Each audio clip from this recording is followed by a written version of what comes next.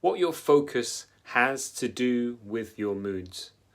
This came up because I've been witness to something that happened yesterday. Today at time of filming is Monday. Yesterday was Sunday, and it happened yesterday. It's happened a few times over this last couple of months, and what I've seen is that people are shifting their focus on to things that are out of their control, and they're allowing those things that are out of their control to not just control but to influence how they feel. So the example that I saw was how so many people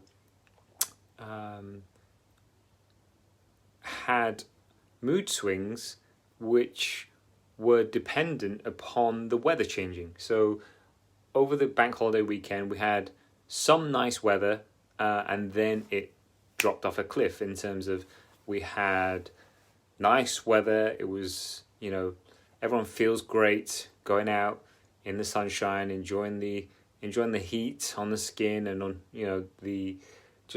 the pleasure of being outside when it's sunny. And then the next day the weather changed, and suddenly all these people who were feeling great the previous day now were focused on the fact that the weather was crap, and therefore they were going to feel crap. Therefore they were going to have a crap day. And it just seems crazy to do that to ourselves in terms of the weather is something that we have no control over. We can only respond or react to. And what I've seen is that there's more reaction than response to, say, something like the weather.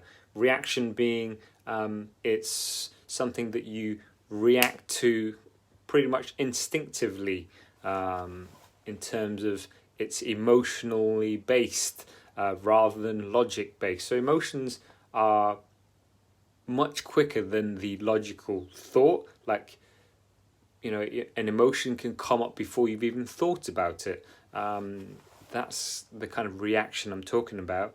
And in terms of the focus, it's about people focusing on, one, things that are out of their control, and two, they're focusing on the negative things, and that is going to have a direct impact on the way that you feel in terms of the emotions that you have.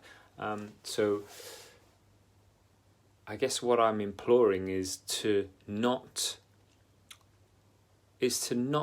focus on the things that aren't going well, to not focus on the things that are out of your control, because to do that, it disempowers you. You no longer have control. You're giving your control away to something that is totally out of your control, whereas what you do have 100% control over is the way you respond to something like the weather changing.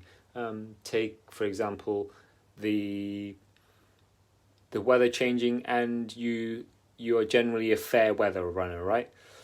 If you don't like the cold, you have the reaction, which is, I'm not going to go out running, or you can have the response, which is, I'm going to just put on more layers to go out and run, because you're not allowing the weather to control whether you go running or not, right? You're taking back control, and you're just donning more clothes. Yes, I know it's like early May, and ideally we're not wearing long sleeve tops and stuff, but it's about focusing on what you can do, what you can respond with, as opposed to letting things happen and kind of letting things take control over you and kind of happen to you, as opposed to you responding to it and taking back control ultimately. So that is my take on how your focus can have an impact, have an influence on your moods right now, and I think it's something to be aware of, and it's subtle, right, in terms of something happening and you either reacting to it, which is pretty much instantaneous, or responding to it, which involves you having an awareness of the way you're thinking and therefore the way you're shifting your focus to things, and therefore giving yourself that extra time and mindfulness to then go, right, I perceive that X is happening. How do I want to respond to it in a way that is going to serve me, as opposed to letting it make me react in a certain way and then I'm just going to go with it, kind of thing, right? So the example of the runner is my logical choice in terms of how to analogize it, in terms of, you know, you have that choice of either reacting to the weather, if you have weather that is not appropriate for your running, or is weather that you don't like running, you could either react to it and just not go out and therefore deny yourself the endorphin rush and the runner's high and everything, or you can respond to it by finding the kit that's right for the job, getting more layers on and going out there regardless of the weather being rubbish and out of your control, because you can control how you either react or, more importantly, how you respond.